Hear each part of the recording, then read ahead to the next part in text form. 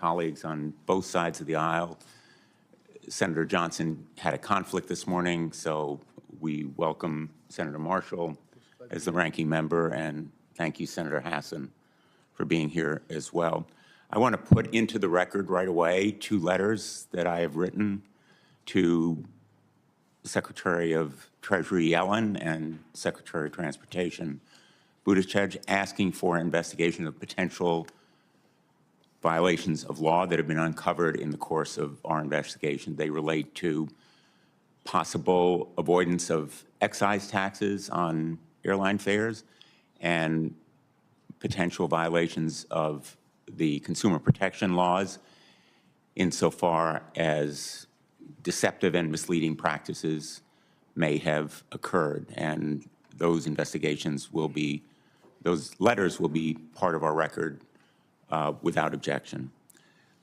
Last week was the busiest, or certainly one of the busiest, of our travel weekends, 18 million people in the air, and many of them frustrated and infuriated, not just by delays and cancellations, some of them inevitable, but by fees that seem to be sky high with no prospect of landing. In fact, they feel, with more than understandable justification, that they are piggy banks to be shaken down by these skyrocketing fees that seem to have no connection to any costs that the airlines incur. In fact, our investigation shows they have no connection to actual costs that the airlines are bearing.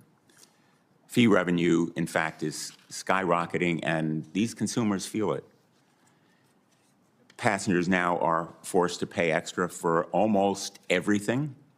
If you want to reserve a seat, there's a fee for that. If you want to change or cancel your reservation, there's a fee for that. If you want to travel with a bag, there's a fee for that, too. The 5 airlines here today generated $25.3 billion in checked bag fees over the past 6 years. In fact, airlines have forced parents to choose between sitting apart from their minor children and paying an extra fee. We passed a law last May prohibiting those kinds of fees.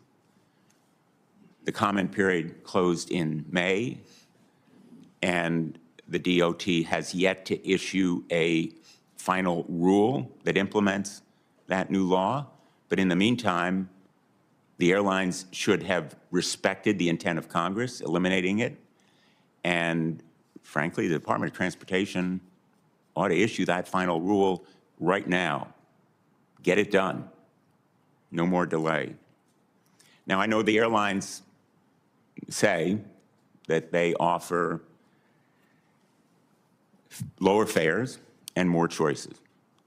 But the fact of the matter is that those lower fares, the so-called economy class, are basically for people who travel with no more than the shirt on their back and the underwear and socks they have on.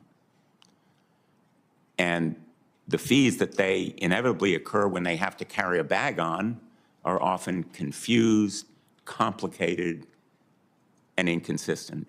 And they are concealed in a way that defeat efforts to do comparison shopping, which is the essence of competition.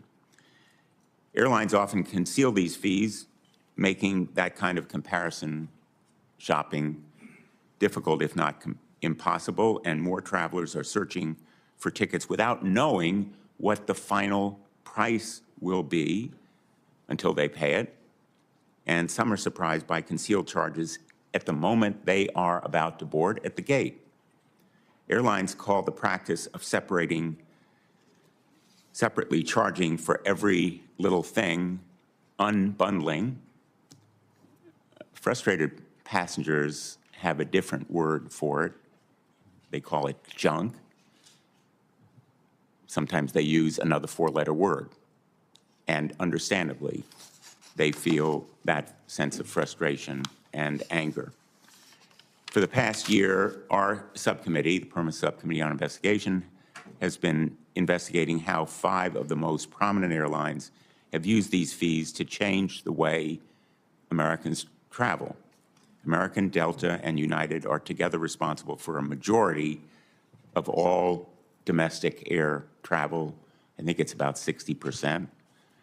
With Southwest, that figure is close to 70%.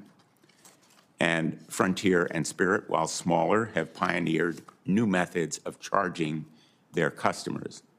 Some of their latest practices, like targeting individual passengers with pricing algorithms, are likely spreading to other airlines, which is the pattern in the industry. The smaller airlines experiment with a new tactic, and it's then mimicked or adopted by the larger ones. Our investigation found that in 2023 alone, American, Delta, United, Frontier, and Spirit collected more than $3 billion in seat fees, only seat fees. That's not airfare. That's just fees for booking a specific seat in advance or selecting a slightly better seat. And that's an increase of 50% from 2018, just 6 years ago.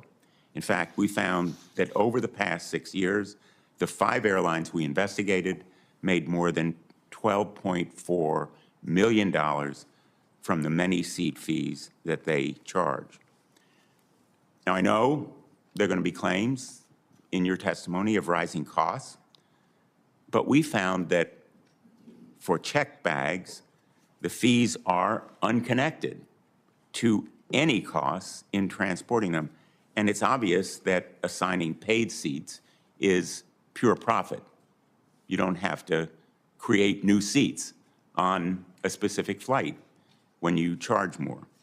We obtained internal documents showing that Frontier paid $10 to its gate agents every time you identify, or they identify, a passenger whose free personal item is large enough to qualify as a carry-on bag, requiring a fee up to $99. In other words, a bounty bag program, $10, an incentive payment, so that the consumer would pay up to $99 to carry on a bag. I call it a bounty bag program, and Spirit has one too. When we asked Frontier about this program, they accuse customers who don't pay for carry-on bags of, quote, stealing from the airline. It's not surprising, given that Frontier has estimated this program would generate $40 million in extra revenue in just its first year. This hostile view of their customers certainly leaves no doubt why complaints are surging. Our investigation also found that airlines benefit by making information about the fees they charge obscure and confusing. One airline even admitted in our investigation that they hide seat fees from customers until late in the booking process, because doing so leads to more customers completing their purchase. Keeping this information hidden from customers is working out very well for the airlines, not so much the customers. Last year, seat fees accounted for $1.3 billion in revenue for United, even more than the $1.2 billion they earned from charging for bags. Travelers are quite simply fed up with hidden sky-high fees, and they are right to worry about the future. Our investigation found that airlines are exploring new ways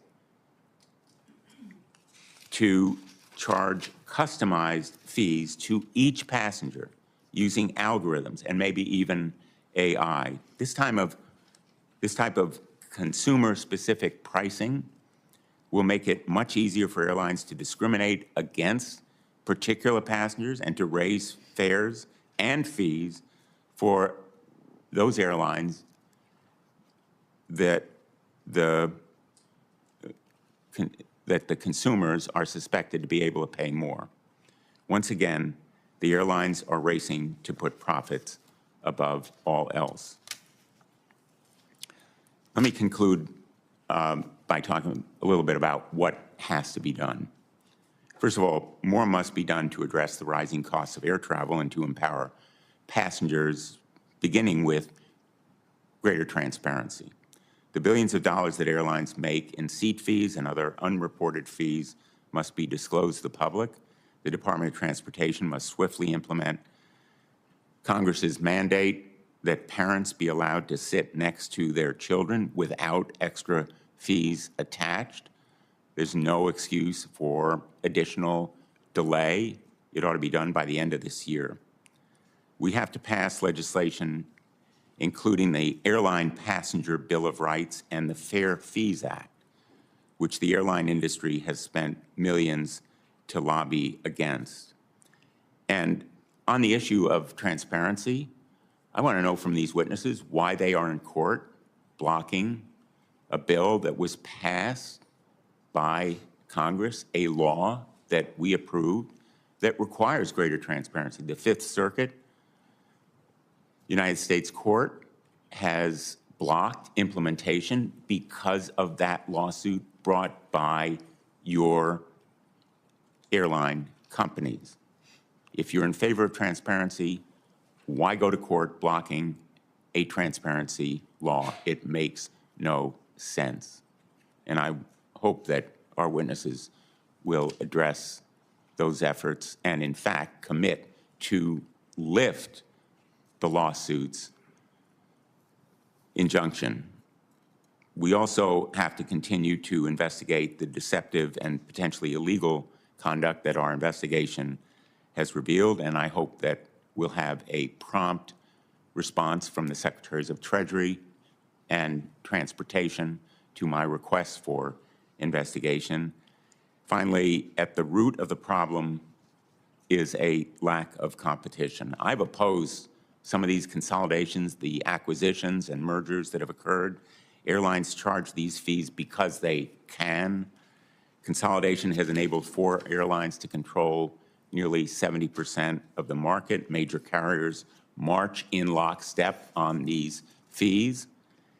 And we need a review of whether something has to be done to provide for more competition among airlines in this industry. So thank you to the witnesses for being here today. Frankly, I hope that your responses to our questions will be comprehensive and forthright, because each of your airlines, unfortunately, engaged in some measure of stonewalling our investigation.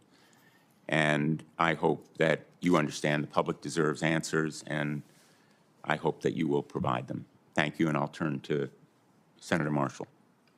Well, thank you, Chairman Blumenthal. I appreciate you holding this hearing and, once again, your efforts to protect hardworking Americans. I'm going to save my remarks till after I hear the testimony and get on with this hearing. Thank you.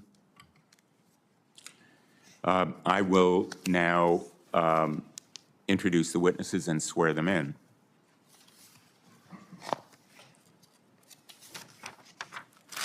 We have with us Stephen Johnson of American Airlines. He is the Vice Chair and Chief Strategy Officer there. He's been at the airline since 1995 and currently oversees American Eagle and American Airlines Cargo. Robert Schroeder of Frontier Airlines is the Senior Vice President and Chief Commercial Officer.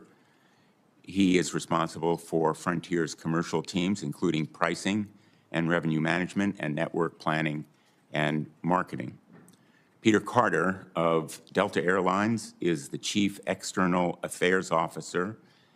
He oversees international, legal, regulatory, governmental affairs, and he's served as Delta's Chief Legal Officer since 2015. Matthew Klein of Spirit Airlines is the Executive Vice President and Chief Commercial Officer. He oversees the airline's marketing, pricing, and revenue management network, planning and scheduling, and commercial and operational analytics. Andrew Nocella of United Airlines is the Executive Vice President and Chief Commercial Officer. Among his responsibilities, he oversees commercial strategies, product design, revenue management, and Mileage Plus. It is our custom, as you no doubt know, to swear in the witnesses before their testimony. I'd ask you, please, to rise and raise your right hand. Do you swear that the testimony you're about to give is the truth, the whole truth, and nothing but the truth, so help you God? Thank you. I'll ask the witnesses now to give their testimony, hopefully within approximately a 5-minute limit. Thank you. Mr. Johnson. Thank you, Mr. Chairman. Chairman Blumenthal, Ranking Member Marshall, members of the subcommittee, thank you for the opportunity to testify. My name is Stephen Johnson, and I'm the Vice Chair and Chief Strategy Officer at American Airlines. I'm pleased to be here today at the request of the subcommittee, and I will answer your questions to the best of my ability. This hearing occurs at a very important time in the airline industry, when we are more focused than ever on gaining the long-term loyalty of our customers. And it has never been more affordable to fly. Over time, overall airfares have gone down, both in inflation-adjusted terms and, since the pandemic, in nominal terms. It's especially noteworthy that flying has become more affordable because that is in stark contrast to the higher prices consumers have been paying on so many other goods and services over the last few years.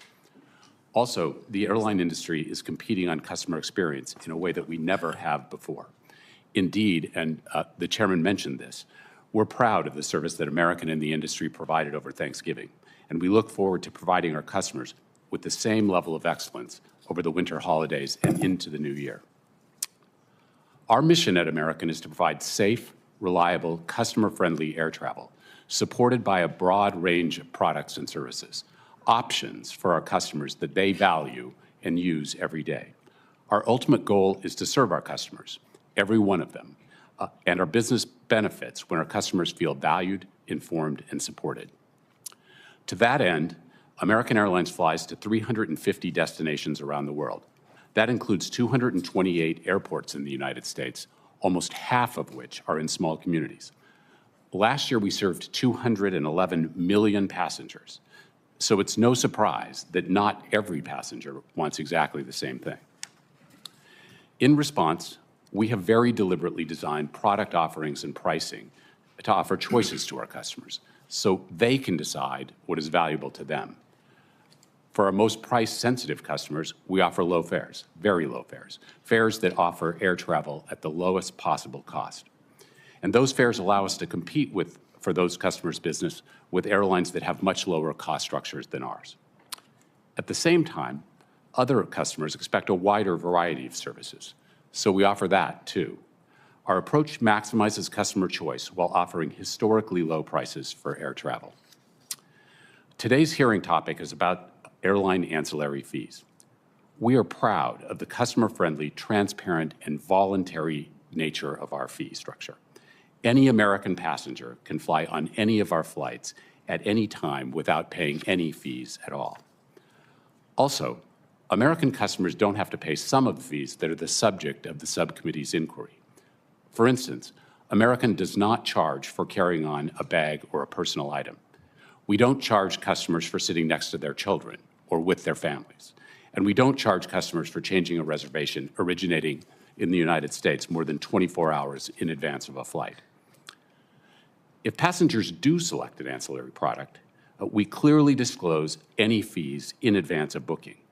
Our website and app, where the vast majority of our customers book their flights, are clear and easily navigable. That is by design.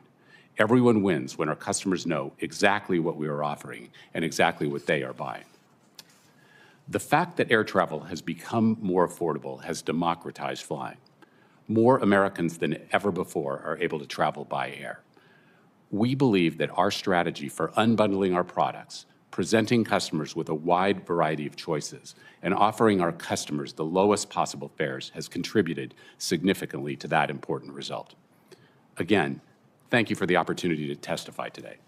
I welcome any questions that you may have. Thanks, Mr. Johnson. Mr. Schroeder? Chairman Blumenthal, Ranking Member Marshall, and distinguished members of the subcommittee. My name is Bobby Schroeder, and I am the Senior Vice President and Chief Commercial Officer at Frontier Airlines. Frontier Airlines is an ultra-low fare carrier, or ULFC, that caters to price-sensitive customers and offers unbundled services, enabling customers to pay only for the services they use. This transparent model enables Frontier to keep its base airfares extremely low for the benefit of consumers, 77% lower on average than the legacy carriers, and 64% lower even when ancillary fees are included, providing significant benefits for consumers. Every day, Frontier works to make air travel more accessible. In addition to our ultra-low fares and unbundled optional services, we are one of only 4 major U.S. airlines to commit to fee-free family seating, and one of 3 acknowledged to significant support of service members and their families as recognized by the Department of Transportation. Frontier's unbundled model has democratized air travel and made flying affordable for millions of families, individuals, and small businesses who might have not otherwise been able to travel. It has also driven competition, prompting other airlines to lower fares and create new cost-effective options. ULFC innovation benefits not only customers, but competition as well, aligning with the intent of the Airline Deregulation Act. It is indisputable that unbundling has lowered the cost of flying for customers. Without unbundling, Frontier could not sustain its ultra-low fares. For example, Frontier's 2022 fare revenue per passenger, excluding optional services, was just $54. And for the first 9 months of 2024, fare revenue per passenger is only $41. Customers who don't need baggage or specific seat assignments aren't forced to pay for them. This ensures affordability and choice for passengers, with more than 70% choosing not to check a bag, more than 80% choosing not to bring a carry-on, and nearly half spending nothing on bags or seat assignments. If Frontier had to include a checked bag or a seat assignment as part of its fare, fares would go up, and certain consumers would either be unable to fly or charged for products and services they may not want or need. By contrast, on a bundled carrier, every customer pays for the true costs of so-called free checked bags, regardless of whether they check a bag or not, albeit with such costs baked into the airfare. As the Department of Justice explained in its complaint against the JetBlue Spirit merger, for travel on airlines that offer a bundled, all-inclusive price, quote, passengers were forced to pay for these features regardless of how much they used or valued them. The complaint also highlighted the significant benefits of ULFCs on fares for price-sensitive consumers and the significant consumer-friendly innovation in passenger air transportation that ULFCs have brought to the industry.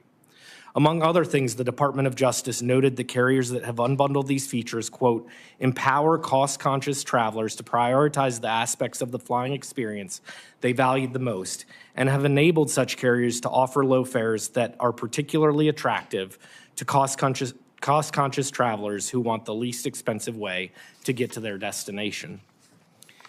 Our ancillary fees support the availability of optional services and ensure that customers who don't need these services aren't subsidizing others.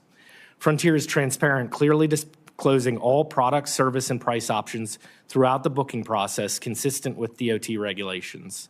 To this point, DOT data shows that complaints about baggage fees are extremely rare, just 1 per 2.5 million passengers. One final topic I would like to address. Much has been made and distorted about Frontier's program to offer customer service agents commissions for certain ancillary products such as gate-checked bags. This program is meant to enhance compliance by passengers with Frontier's carry-on bag policy. This in turn enhances cabin safety and boarding efficiency and ensures that all passengers are treated equally. In sum, Frontier's unbundled services model enables customers to pay only for the ancillary services and products they want or need, and those services and products, as their associated fees, are transparently disclosed along with respective prices to the consumers well before and at the time of ticket purchase. I look forward to our discussion this morning and answering any questions you have. Thank you. Thanks, Mr. Schroeder. Mr. Carter? Good morning, Chairman Blumenthal, Ranking Member Marshall, and members of the subcommittee. Thank you for the opportunity to appear before you today. My name is Peter Carter, and I am the Chief External Affairs Officer at Delta Airlines. Delta is a global airlines that each year flies nearly 200 million customers to 275 destinations in over 50 countries with thousands of departures every day. At Delta, our genuine and enduring motivation is to make sure every customer feels welcomed and respected across every point of their journey by providing an elevated and caring experience which is safe, clean, and on time with bags. Delta's commitments to these bedrock principles is one of the reasons why Delta is America's most awarded airline. Our approach to optional products and services is rooted in the fact that we serve a variety of customers who have different needs and who want options in order to make choices when they travel. While we do charge ancillary fees for a limited number of products or services, many of our customers do not pay any ancillary fee whatsoever. For example, all customers are permitted to bring a free carry-on bag and personal item, with no exception, and fewer than 20% of our customers even pay a bag fee. Also, we do not charge to seat families together under any circumstance.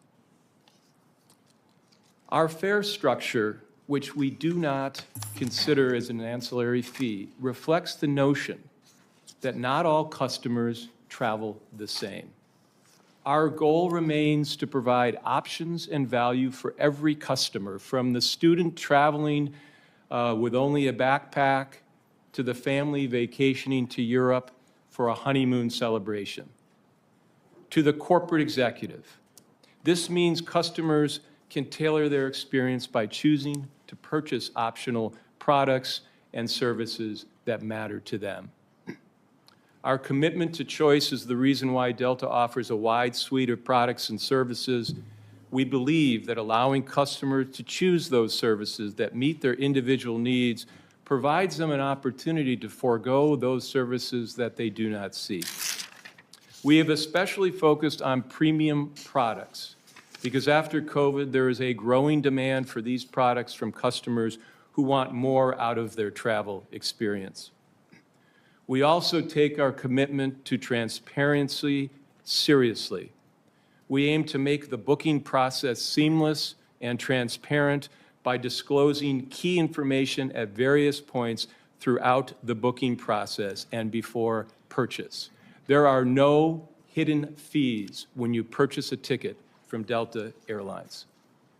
As a company operating in a competitive market, our ability to compete hinges on the ability to design and execute a business model consistent with market demands. Like other airlines, our costs have risen dramatically over the last several years. For example, Delta has been committed to investing in its people. As a result, our labor costs have naturally increased. This year alone, we made an investment of $500 million in our people in the form of a pay increase. In the last 15 years, Delta frontline employees have received 12 base pay increases, totaling an 85% increase in base pay, which is more than double the rate of inflation. We also paid out $1.4 billion of our 2023 profits as part of our industry-leading profit-sharing program. As costs rise, the cost of providing optional products and services has also increased. Over the years, Delta has continued to innovate and invest in the customer experience across all fare classes.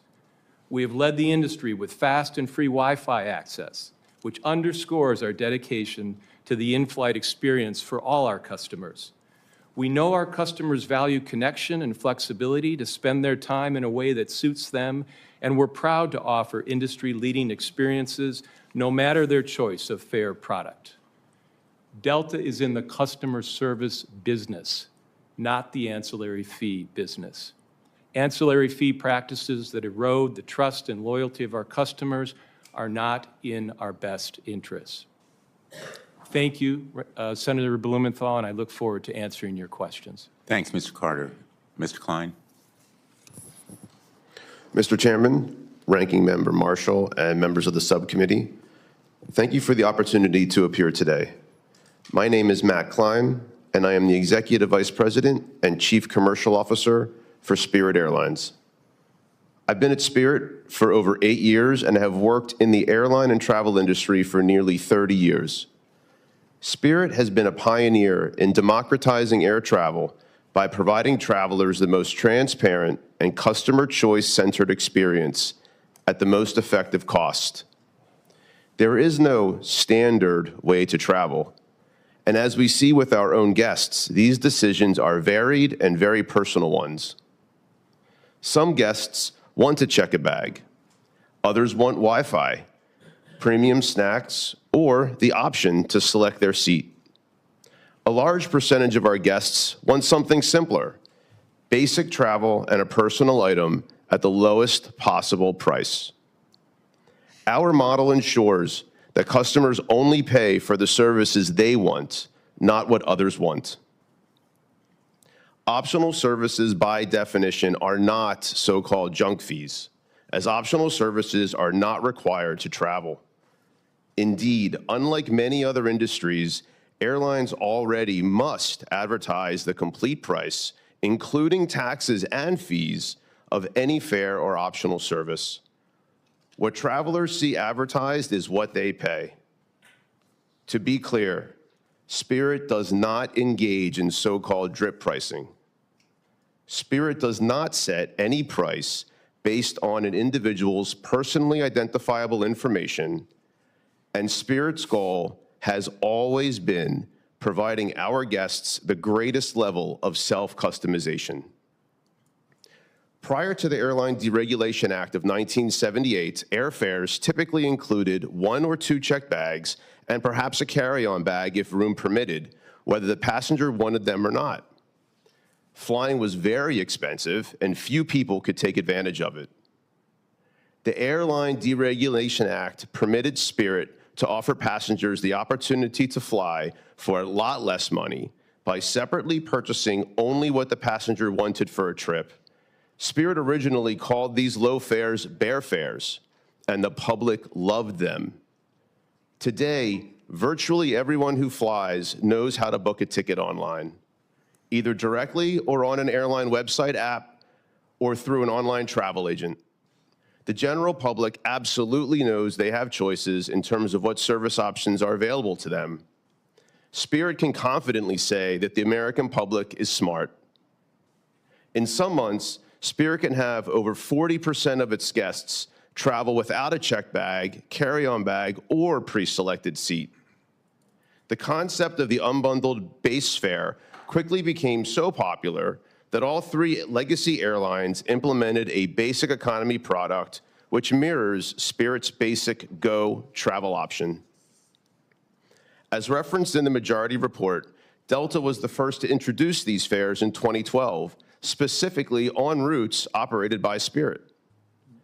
If the subcommittee wants to investigate industry issues that directly affect what customers pay, here are 3 suggestions. Review hub and slot dominance. Review legacy pricing dominance. Review legacy dominant loyalty and bank co-branded credit card programs. Those areas are by far the most impactful to consumers. By maintaining dominant positions in these 3 areas, legacy carriers can squeeze pricing that would otherwise be unsustainable against low-fare airlines. International and business travel fares also help subsidize temporary low prices that legacy carriers use to compete against low-cost competition. I am pleased that the subcommittee report correctly delves into how legacy carriers generate billions of dollars from loyalty programs and use these programs to capture customers who pay higher fares. If carriers like Spirit cannot thrive and grow, then airfares with or without optional ancillary services will significantly increase for all travelers. Thank you very much, and I look forward to your questions. Thanks, Mr. Klein. Mr. Nocella. Good morning, Chairman Blumenthal, Ranking Member Marshall, and the members of the subcommittee. My name is Andrew Nacella, and I'm the Chief Commercial Officer at United Airlines. I appreciate the opportunity to be here today. To begin with, I'd like to take a moment to thank the over 140 million customers who travel to nearly 350 destinations on United each year. I'd also like to recognize our more than 100,000 employees, including 80,000 plus union members who work hard every day to ensure our customers reach their destinations safely. At United, we're proud to connect people and unite the world. Providing customers with choices has been a driving factor as we design new products that meet the range of travel needs and budgets. Our customers who prioritize affordability have the option to choose a lower fare product and in doing so, opt out of paying for additional services they do not need nor want. But we also have customers who seek more services, and they retain the ability to choose the service they value for an incremental fee, like a seat with extra legroom or checked bags. There's a strong customer demand for a diverse array of bookings and service options. In our view, a one-size-fits-all travel model would deny lower-cost options to our customers. For example, our basic economy product is designed to promote affordability by allowing customers to select the lowest airfare and opt out of paying for services they don't intend to use. Consider a student on a limited budget who travels from Chicago to Boston or to visit her parents for the weekend. She may decide that she is able to easily fit her belongings in a backpack and would prefer a lower fare option. A basic economy fare allows that student to take her trip at the lowest possible fare without having to pay more to subsidize services that she does not want. Fees for services like checked baggage or seating should never be a surprise. And no matter what air travel options a customer select, United provides them with transparent, readily accessible pricing information and product descriptions. That information is available at several points during the ticket and booking process, is accessible to all customers through United's website and mobile app, and is provided directly to all third-party sites and travel agencies who book customers on United flights. Fulsome disclosure allow our customers to make informed choices about which products and services they want. For example, on our website and app, our customers will see a pop-up disclosure that compares the services included in a basic economy fare with those included in a standard economy fare before they can actually purchase the basic economy ticket. When pricing our optional services, we take a holistic approach. Aviation is a very complex industry with significant investments in planes, people, and technology that support all aspects of air travel. While we don't ordinarily track the cost for each optional service, we do track many fixed and variable costs incurred by our operation, which continue to increase each year. So in determining our prices, we try to account for the competitive market for air travel and the value to consumers. Providing the most value to consumers is what produces the best result for our business, like any business. I'd like to highlight two examples of United recent investments in customer experience. In 2023, we amended our seating policy to waive the fee for preferred seats when a party includes a child under 12, no matter the fare type. And in 2025, we'll discontinue the fee for in-flight high-speed internet as we transition our fleet to Starlink connectivity. These changes will not maximize United's ancillary revenue, just the opposite. They will reduce those revenues by hundreds of millions of dollars.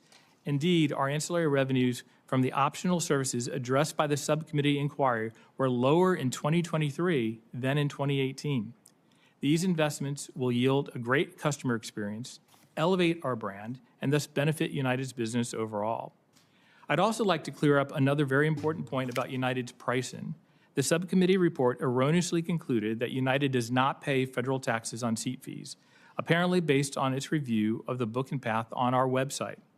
In fact, United has always paid the 7.5% transportation tax on all seat fees, but it's not displayed in the booking path because United pays this directly to the Treasury. We at United are proud to provide safe, on-time, affordable air travel options. The federal government is an important partner in that endeavor as the operator of the air traffic control system. And I'd like to say the single most consequential thing anyone can do to improve the experience for our customers is to fully staff the FAA. Thank you again, and I'd be pleased to answer any questions you may have. Thank you very much, Mr. Nocella. I'll begin the questioning. We're going to have 7-minute rounds, and we're going to try to stick to the 7 minutes and then have a second round. if our members want to do so. You know, I'm not going to go into all of the specific statements that you've made. I suspect we're going to be hearing from airline passengers who say they've heard you testify here and their experience has been different. We'll incorporate their versions of their experiences in our next report. But I want to begin with the easy questions because I think you've all made representations about family seating. American Airlines and Frontier do guarantee family seating without an extra fee. Mr. Carter, you just said that Delta charges no fee for family seating. My understanding is that your website says only if you can't obtain seats together, quote, contact reservations, which then says they will strive to put families together, but not necessarily on the flight that they want. Is that correct? Senator, I appreciate the question. We do everything in our power to seat families together. I think I'm not familiar with the precise language that you're referring to, but I think one of the things that can happen when you're operating an airline and does, if you have a weather event or some other kind of irregular operation that results in a change of an aircraft, you may be in a situation where it's impossible to seat a family together. Well, let me ask you. We do everything we can to seat Because time families. is limited, and I apologize for interrupting. Does your standard or practice in any way differ from the rule that is hopefully going to be issued by the Department of Transportation? I don't believe it. I don't believe it does, Senator. Mr. Johnson, let me ask you the same question.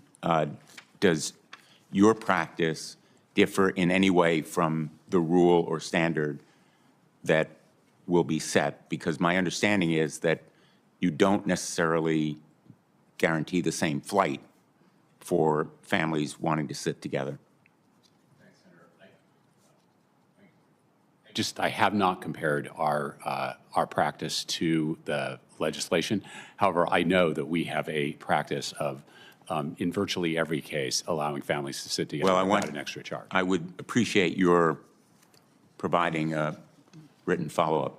Let me ask all of you, you know, we've had a lot of commitments this morning to transparency, but you're all in court seeking to block the Department of Transportation's rule in the Enhancing Transparency of Airlines Ancillary Service Fees Act. I apologize for the cumbersome title to the bill, but basically it is pretty simple. It requires airlines to disclose certain important fees like carry-on bags and baggage checks and changing or canceling reservation whenever you show customers price and schedule information. Mr. Carter, you're the chief legal officer at Delta. Will you commit to drop that lawsuit? Senator, I'm not prepared to make that commitment here today. Why not? The DOT is an important partner, and I will tell you that many of the things in that rule we already do at Delta, but I would also say that the rule is overly prescriptive. So it's not so much the spirit of transparency, which we embrace and we execute, but it's more the detail of how it is it's prescriptive because it tells you what to do. It tells you that you must disclose. That's prescriptive. We do disclose, Won't you Senator. allow it to take effect? We do disclose it, Senator, and I can tell you that I'm not prepared to make that commitment here today. Are any of your airlines willing to make the commitment that you'll drop efforts to block a simple, straightforward disclosure requirement that's now in the Fifth Circuit Court of Appeals because you have sought an injunction successfully? Mr. Johnson, will American Airlines drop this unfounded legal effort? No, Senator, we won't.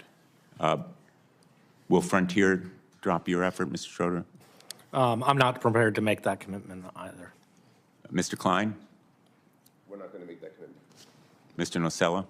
We're also not willing to make that I commitment think today. that this very simple testimony speaks volumes.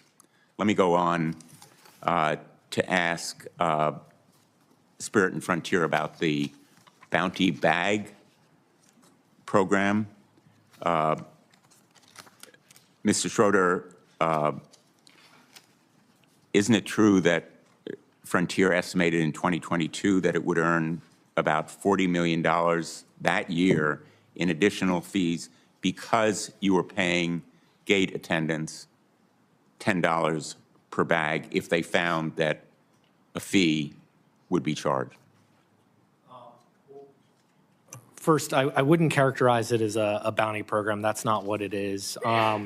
And the $40 million that was in a document you're referring to, this program isn't about revenue. This program is about creating a fair and equitable setup for our customers. We are in the business of attracting customers back, and being treated fairly and everybody fairly and equitably is part of doing that, and that's what this program is about. Well, it treats everyone fairly in the eyes of the gate attendant or agent who is paid when an additional fee is charged.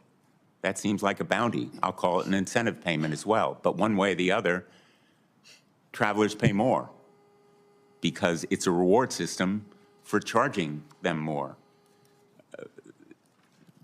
Is there any kind of disciplinary measure if the gate agents fail to charge fees? What we do have is, first of all, we have very low complaints, as I've said. In fact, the DOT, in terms of bag complaints overall, around bag fees is 1 in 2.5 million passengers for the industry. As it pertains to what we have in place as well, again, we're about attracting customers back, ensuring that they have a great customer experience. We do have rules in place if a gate agent has a higher level of complaints.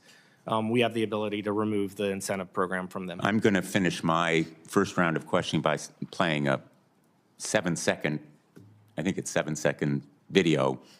If we can move that forward. This is at a Frontier Airlines gate. Your badge is the badge airport. It's if you don't know me. Ma'am, Here. the bag fits. Step up a little side, please. You already recorded me now. Just step up a little side, sir. The bag fits, ma'am. It's not fair. You force it. I'm not forcing anything. Yeah, It fits. record it for you. Put it in your backpack down. There you go. That's why. It fits, thank you. No, you gotta step up a little side. You're not boarding the flight. Ma'am, it clearly fits. Sir, can you step up a little side? You're making the line waiting. I'll just close by saying, the frustration in that passenger's voice is felt every day by countless passengers arriving at the gate with basically no choice. Their flight is leaving in minutes. They have no appeal. And it's the gate agent, whether it's that kind of fee or another, who is the final arbiter. Senator Marshall. Great, thank you, Mr. Chairman. You mentioned in your opening remarks that there seems to be a lack of fair competition among the airlines, and I want to focus on the incestuous relationship between the legacy airlines and the credit card industry, where there's also a lack of competition. I'll start with United Airlines. Mr. Nocella, how much money did you all gross? How much did United gross from your rewards program last year? From the entire awards program, I didn't prepare that number for today, but Well, I'll give it to you. It's over $3 billion. Mr. Johnson from American Airlines, how much did you all gross from your rewards program? In 2023, Senator, about $5 billion. $5 billion is correct. I want to make sure that I understand this and the American public understands how these reward programs work, and I'll stick with United Airlines and American as well. So, Mr. Johnson, American Airlines, do you all focus, are you the bank in this, or do you have a bank? Which bank do you use? Senator, thanks very much for the question, and thanks for bringing up the topic. We have two really good partner banks, Barclays and Citi, and a great partner in MasterCard. Great, great. And Mr. Nocella, United, are you all the bank or do you have a bank relationship? Bank, Senator, we use JP Morgan Chase, and we partner with Visa. Okay, so one of your customers has your credit card, United Airlines credit card, American Airlines credit card. They go to the retailer and they use your credit card. Do you have any idea how much the retailer is being charged for that swipe fee, either American Airlines or United? I do not. So it's over, it's around 3%. It's 7 times more than what folks get charged in the European Union. And now, do you all you make $3 billion, $5 million off of this? Is this a kickback from the swipe fee, or did the banks give you money in addition to that? How does that part of this work, Mr. Nocella? Well, Senator, we don't make $3 billion off of it. We take in $3 billion in revenue, but there are costs associated with transporting the passengers. So in this case, the passenger spends money, they earn miles, and they later redeem those miles for travel on United Airlines. Okay, I'm still confused. So you gross $3 billion from this. So that's not cash?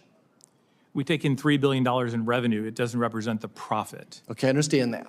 Okay. So you take in $3 billion. Is that a kickback from the swipe fee, or is the bank giving you extra money in order to entice people with the voodoo miles that you're giving them? It's neither a kickback, and they're not voodoo miles. The miles are used to travel all over the world. So you just come up with a percentage fee that you're going to get in order to have this relationship with them? Senator, we have a long-standing relationship with JP Morgan Chase on this, and it's a contractual relationship that governs how miles are awarded to passengers and what JP Morgan Chase pays to United Airlines to do that. And then we travel those passengers all over the world, wherever they'd like to go with those miles. Okay, Mr. Johnson, American Airlines, is it a rebate? Is it a kickback? How do you get money back from this relationship? Senator, maybe let me help you by framing the question a little bit. I don't need the question reframed. I think I asked it very simply. Sure. Well, virtually, credit card use in the United States is ubiquitous. A huge percentage of personal consumption expenditures are made by credit cards. Almost, a huge majority of the credit cards in the United States are associated with a rewards program. The rewards programs that we're talking about here are like those. We're extremely proud of the benefits that we provide to our customers who choose to hold the American Airlines credit card. They are very excited about and find great value in those benefits. But I just have to stop and interrupt you so you're not going to answer my question. But what I hear from customers is that there's a constant change, and they were promised one thing on this rewards, and they're being given another, that there's a constant change going on with your rewards program, and no one can seem to understand it. Mr. Klein, I want to come to you. You kind of opened this door from Spirit Airlines. How do these legacy airlines use this credit card system to box you out and to maximize their monopoly? Thank you for the question, Senator Marshall. What ends up happening is if you look at the operating statements, financial statements of any of the legacy carriers, you'll see that the remuneration they receive from their banks on these programs is more than their actual operating profit in any given year. They use these programs very effectively to compete. And what they end up doing then is be able to basically operate their airlines at losses, and then they make their profit off of these relationships. It affects competition, and it all starts really from the way they dominate their hubs, and they control all the real estate in the hubs. And because they can do that, then they have such large dominance with the passenger base there, the public that's there. And then that's basically how the programs work. It's a circle, and I think they compete very effectively by using the rules of these games this way, and that's how it affects competition. So I want to emphasize one thing that you said and come back to that. And you said that these legacy airlines operate at a loss, but they use the profits from the credit card programs to really fund their stockholders. Did I understand that right? Yes, in fact, just a couple weeks ago, Delta at their investor day plainly laid out that their operating profit is $5.6 billion, and also proudly announced how they receive over $7 billion from American Express in the same presentation. So I'm not faulting them for doing it, by the way. They're just playing by the rules of the game that are out there today, but they're very effective at doing it. Right. I want to emphasize that Americans spend about $300 billion annually on these swipe fees. That amounts to over $2,000 per American family as well.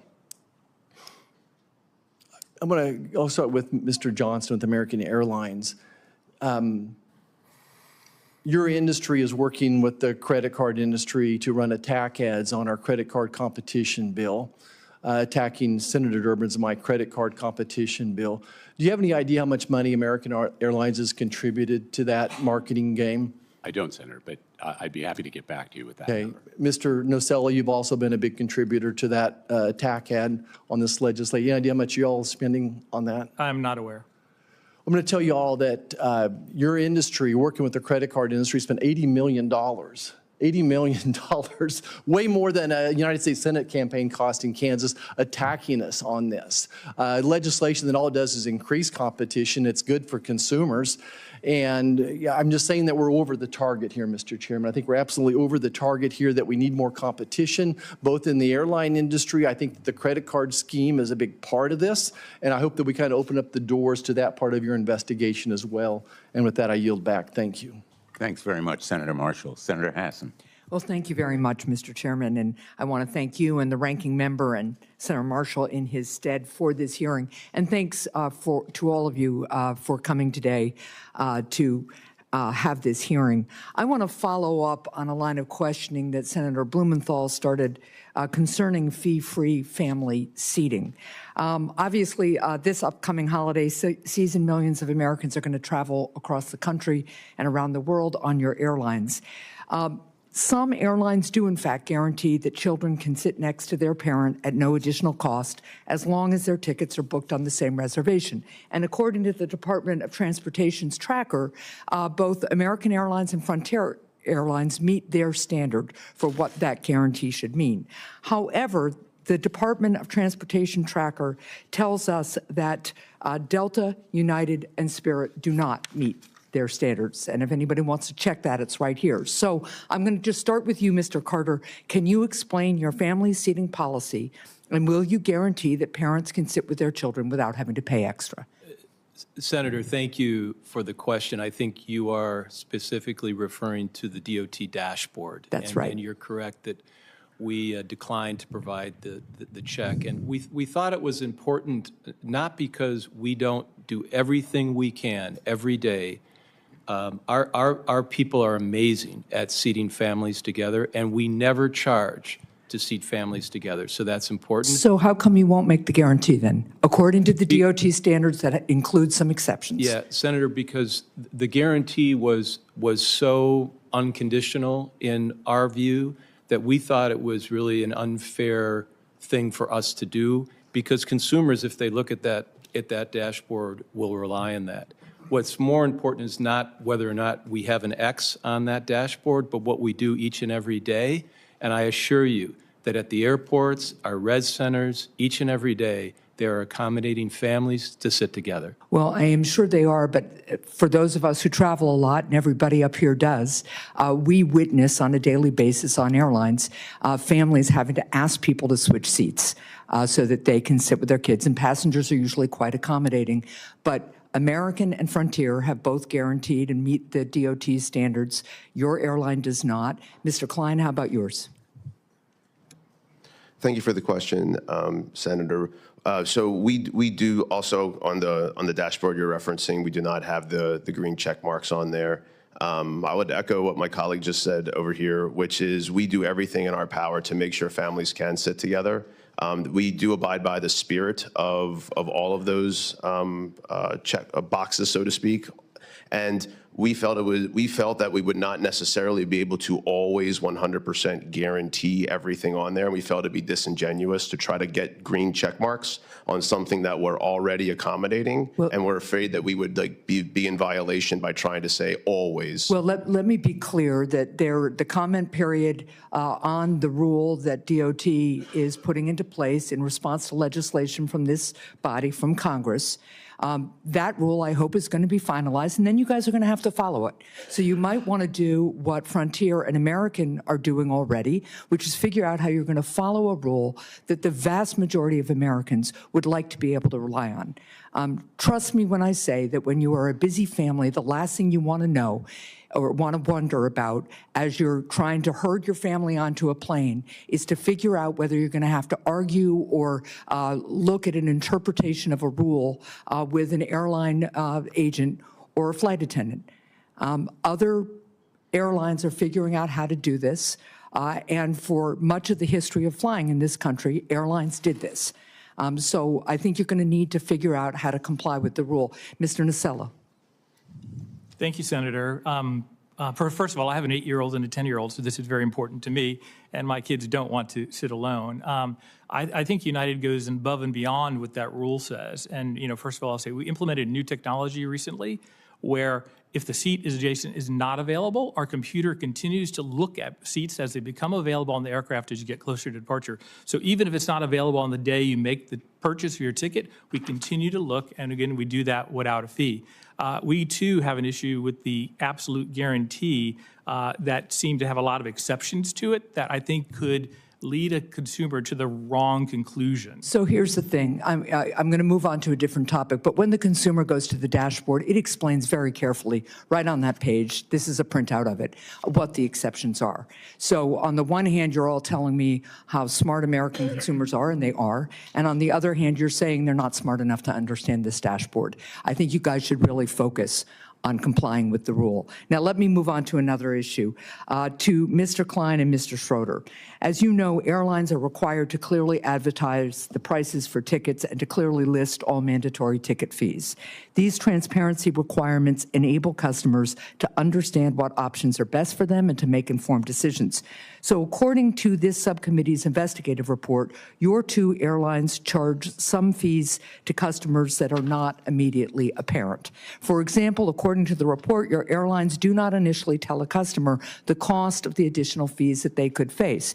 Instead, you require that a customer first provide you with their personal information, such as their zip code, before revealing the total cost of their bag and seat fees. And I know, Mr. Klein, you say that you're not using the personal information to set the price, but it begs the question, why are you asking for the personal information first? So I'll start with Mr. Schroeder and then move on to Mr. Klein, but could you please explain your fee transparency policy, and will you commit to transparently listing all possible fees for customers up front so that they can make informed flying decisions?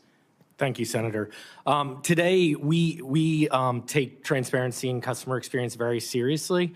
We actually do have the ability on the flight availability page, so when you do make a search, there is a link that allows you to go and see quite a few of the fees that exist on that. All of the fees or quite a few of the fees? All except for seat fees on it. And so you can get your bag fee right there. You can find out any of the other fees that exist as well. Except for the seat, why not the seat fees? It's something that just we would have to go and build.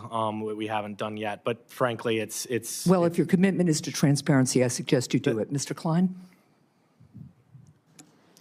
Yeah, so our booking path has been in place for quite some time now. And in fact, we used to collect a little bit less information during COVID-19 at the request of Department of Homeland Security for COVID tracking. We actually added some more information on that page. But I must say, however, we have, and I let the subcommittee know over the summer during our interview that we are always reviewing our booking paths. In fact, for 3 of our 4 travel options, everything is now straight and up front. And the only reason why we haven't reviewed that 4th path, which is what you're referencing right now, is because it's going to be a little technical, but right now we're in a freeze on some of our development right now until we get into the new year. And a part of this is all part of our transformation that we're doing at Spirit Airlines right now. We value guest experience. We value transparency. That is exactly what we want. And we are reviewing that, and we expect to be making some adjustments to that early next year. Well, I appreciate that, and I also appreciate that I'm over time, but I'm going to just suggest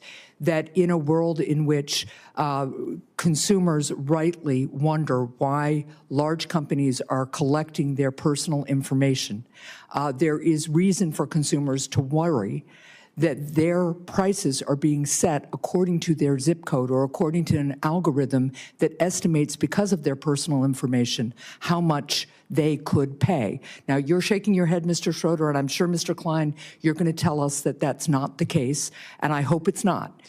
But that's why transparency is so important, and it is hard to listen to people talk about their commitment to transparency and then have them give you a bunch of different reasons why they can't be transparent. Thank you, Mr. Chair. Thanks, Senator Hassan. Senator Hawley. Thank you very much, Mr. Chairman. Can we just come back to this bounty issue, Mr. Schroeder, Mr. Klein? Because I have to say, I didn't understand your answers. I thought you said to the chairman earlier that this, well, you did say in your opening statement that there was a lot of misinformation about this out there, Mr. Schroeder, and I thought you said, Mr. Klein, that you don't charge bounties. So can we just clear this up once and for all? We're all here, we're all under oath. So, Mr. Schroeder, let's start with you. Do you charge a bounty? Do you pay employees bounties on carry-on bags to identify them? Well, It's a simple, that's a yes or no. I wouldn't characterize it as a bounty. Do you charge them, do you pay your employees a fee? Do you incentivize them to go pick out bags from people getting on planes and kick them off the flight? Just yes or no? We charge them an incentive. Okay, that's a yes. Mr. Klein? We do not, Senator Hawley. You don't pay your employees to do that? We have previously, sir, but we actually suspended that on September 30th of this year. And now in order to be able to treat all of our guests fairly and equitably, we've actually just put more staff and supervisors out at the gate area, and they're the ones that are still making sure that everyone's treated fairly and equitably, which is the point behind these kinds of programs, but we have removed that program as of September 30th. Oh, interesting. So let's come back to you, though, Mr. Schroeder. So how much have you paid your gate agents to enforce your carry-on bag policy, to pick people out of the line like the chairman's video showed? I mean, you guys do appreciate that flying on your airlines is a disaster, don't you? I'm slightly amazed by the general attitude of all of you here. Flying on your airlines is horrible. It's a terrible experience. I mean, I say this as a father of 3 young children, but I can't tell you, nobody enjoys flying on your airlines. It's a disaster. You charge people fees that they know nothing about. You harass them to death. I'll never forget, Mr. Johnson, during COVID when an attendant on your airline threatened my wife because our then 5-year-old son, his mask had slipped. This is back when we all had to wear those ridiculous masks. His mask had slipped below his nose. This flight attendant came up to my wife and said if she didn't keep that mask over his nose at all points on this 4-hour flight, she would personally see that my wife was banned from flying. This has happened over and over to families. It's terrible. It's absolutely terrible. And your attitude here today seems to be, well, devil may care. There's nothing we can do about it. Well, I think we are going to do something about it. So how much have you paid people to pull out customers who are in line with a bag that's 2 centimeters too big, Mr. Schroeder? Well, we recognize this is a hard job, and so therefore we incentivize them to do that. How much? It's $10 per bag. Wow. $10 per bag. And I think, Mr. Klein, you and Mr. Schroeder, your airlines cumulatively have spent $26 million paying gate agents between 2022 and 2023 to catch passengers whose bags are a little bit too big. $26 million. I mean, if people want to know why it's such a terrible experience to fly, this is news for them today. Your airlines are paying millions of dollars to your employees to harass people who've already paid. They're there in line because they've already paid. It's unbelievable. By the way, let me just ask you this while I have you here. Why is it that you charge different people different fees for carry-on bags? Why is that, Mr. Klein? Why isn't it just a flat fee? Why is it that I might get charged one fee, but my wife might get charged a different fee? Why is that? So overall, our job is to generate the most revenue we can so we can be profitable as an airline. If we're not profitable, well, actually we have costs, and there's costs out there, and we have to make sure that we're above the cost line in order to make sure that we can run a profitable entity. Yeah, I got it. No, I got it. I got it. And money's the answer. So last year, your carry-on bag fees ranged between $15 and $99. That's extraordinary. One person might pay 15, somebody else might pay 99. How do you determine it? Is it based on personal characteristics? It's you charge never women more? It's never based on personal characteristics. You charge minors more? We do not, sir. What? Just people who are suckers? I mean, how do you do it? Well, there is a cost to carry any kind of bag. Yeah, but So why do some you of it- charge some people more? I understand the cost, and you made clear money's your bottom line. I get that. But why is it that you're charging some people, what, triple, quadruple the amount? Well, the length of the flight should matter in this as well. So Yeah, but that's not the data. The data shows is we're talking about the same people on the same flight might get charged radically different prices for a one carry-on bag. You do the same thing for check bags. Why is that? Right. So just for the record, the $99 charge has been reduced to $79 as a that's a lot maximum. better. And what ends up happening here is we want to make sure that we can get the best price to the best people at the right time. The best people? Who would they be? Sorry, let me rephrase. The right price. Are those the people who, what? I mean, no, explain it to me. I'm interested. Who are the best people? Well, that was the misstatement, sir. What we're trying to do is get the right price at the right time. And what that also means is making sure that if someone's on a flight that's now filling up, and we have a lot of, as we talked about, unbundled pricing. And they get screwed? So like if you have the misfortune of having to book your flight at the end because maybe something's been canceled, then you're going to get screwed? Is that what you're telling me? You're not one of the best people. Are you referencing just fares I'm just responding to your testimony. I'm listening to you, and you just said as a flight's filling up, you're going to get charged more. Not always. Sometimes you'll get charged less. Exactly. Right. Sometimes. Right. But you'll never know, right? That's the beauty of it. It's like Russian roulette. Flying on the airline is, I would you disagree, have no sir. idea in the world. I would disagree. Wait, no idea. You just said it. It's very transparent. We'll have it. sir. Listen, there'll be a It's transcript very generated, and transparent. I'll send it to you with a bow on it. You can read your own testimony just now. You have no idea what the fee is going to be ever. Mr. Schroeder, what about you? Your airline charges, sometimes it's $0 for a bag checked. Sometimes it's $99 for a bag checked. On a sorry, that's carry-on. Carry-on. For check bag, it could go from $0 to $138. Who knows what it's going to be? Why do you vary it so much? Is that fair to the consumer? So it depends again on routes, and so there's just demand around that. No, that's not true. We're talking about people on the same flights. Their prices may vary by huge astronomical percentages. Why is that? Well, that happens on airfare as well, and It does, and I want to talk about that next. I'll explain the model and how we think about things. So increasing ancillary historically has brought the fare down, and I brought up earlier that nearly 50% of people are not paying for a bag or a seat. We are providing options that people are deciding whether they want that or not. That is increasing the ability for people to travel listen, and travel at all. my time is limited, and I know the chairman and Senator House want to ask more questions. I just want to point out to you that you are charging people for the same thing, one checked bag or one carry-on bag on the same flight. People are paying wildly different prices for it. They have no idea what it's going to be. I think people will be amazed to learn today that if they fly on your airline or yours, Mr. Klein, heck, the guy next to him may be paying $15 for the carry-on bag, and they may be paying $80.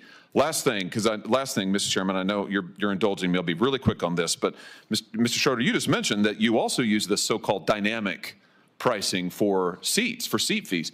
Why do you make people enter in their age and their geographic location and their gender before they can even see the cost of a seat? Why is that? That's been in place since 2014. Yeah, but why? It's because you're using those personal characteristics to generate the fees? No, absolutely. To generate the prices? Well, then why else do you require it? Mr. Klein, you do the same thing. Why is the gender relevant to what the seat is? This is all information that's needed in order to complete the transaction. No, it's not. Delta doesn't do it. United doesn't do it. You don't need somebody's gender in order to do it. You use it clearly. You're using it to generate the prices, right? We do not, sir. It's not based on personal characteristics? Not at all. You don't use algorithms to set the price of seats? That's a different question. So you do use an algorithm and you do make them enter all their personal information? What's your definition of algorithm, sir? Oh, for heaven's sake. Well, because algorithms are ways for people to be able to come up with calculations, which is a faster way. It's more efficient than a human being doing the same exact work. So, I'm trying to answer your question, sir, in all sincerity, and I don't know how else to answer it. Thanks, Senator Hawley. We'll begin a second round of questioning, but before we do, I have to say, I hope your takeaway when you go back to your CEOs is that there is bipartisan frustration and even fury about the current practices, they simply won't fly anymore. Forgive the pun. They won't fly anymore because they conflict with the reality of what our constituents see in their everyday lives and what they consider fair, including the use of personal information to set fees or fares that differ one to another, same flight, same time, different people, different fees or fares. That's the net result. So let me just go into an area of questioning that I think is on everyone's minds. Is there any connection between these fees and, again, the reality of your costs? That would seem to be the justification for them based on your saying that your costs are increasing. In 2017, Scott Kirby, the CEO of United, testified to Congress that, quote, in 2016 at United, we spent about $1.9 billion carrying checked bags. Now, when this subcommittee asked United to provide an estimate of how much it spent to carry checked bags in the years since, United claimed it couldn't produce an estimate, and they even refused to provide the subcommittee with the number of bags you transport every year. This refusal to provide basic data about the costs of checked bags is common to every one of the airlines here today. Mr. Nacella, wouldn't you agree from Mr. Kirby's previous testimony that United is clearly capable of calculating how much it costs to transport checked bags in 1 year? He testified under oath to a congressional committee. He had a number then. Why can't you provide a number now? Thank you, Senator. I think it's an interesting question. We just don't routinely look at the direct cost of doing that because it's a large cost allocation that could have multi-answers. So I haven't discussed where that number came from, Mr. Kirby, but I have not seen that report, and I'm unaware of that. I do believe it costs a lot of money to transport luggage. I'll give you an example. We're putting in a new baggage system in Houston. That baggage system alone costs $360 million to install. Well, if it costs so much money, you must be able to provide a number. Senator, This is not just some minor, negligible amount. To the bottom line, it's a big number. Why can't you provide it to the committee? we routinely do not look at it that way. You don't look at the number? We look at our profitability very carefully by flight and by market and by region, but we do not look at our profitability by baggage. It We don't have defies imagination. It defies, American is capable of estimating the costs of checked bags, but in fact, it's refused to provide this information to us. We have a 6-year-old estimate of its cost, your airline's cost to transport checked bags. We can show it to you. I think we may have a slide of it. It says that Americans spent about $28 to move each checked bags, and that the cost has risen about 16% since 2016. This is an American Airlines cost estimate, and yet your airline refused to provide this data to us for the most recent year. Senator, we have not we've not provided it to you because we haven't calculated it. It's not a critical calculation for us to do. You provided this document to us. It's an example. It's simply an example of what you do, and understandably, it's good business practice to know how much you're spending on checked bags. We've heard it's in the hundreds of millions of dollars potentially to other big airlines. You must keep track of it as well. Senator, I'm sorry, I misspoke. I was aware that we had provided that information for 2018. I was responding to your question about the current year. And we just haven't calculated it. The reason that we haven't calculated it is that we know the cost of bags, of transporting bags, is considerably higher than what we charge for transporting bags. You mentioned a figure in the hundreds of millions of dollars. Our figure is certainly this more is than not that. kind of an abstract, obtuse question. What we're trying to do here is basically get the total cost, the number of bags, so we can calculate how much per bag it costs you, and then compare that to what you charge to consumers. Consumers should have a right to that information. I'm just a country lawyer from Connecticut. I'm not a business school graduate, but common sense tells me that's a calculation that ought to be done. And yet, and forgive me for using this word, you've stonewalled this subcommittee by refusing to provide this basic information.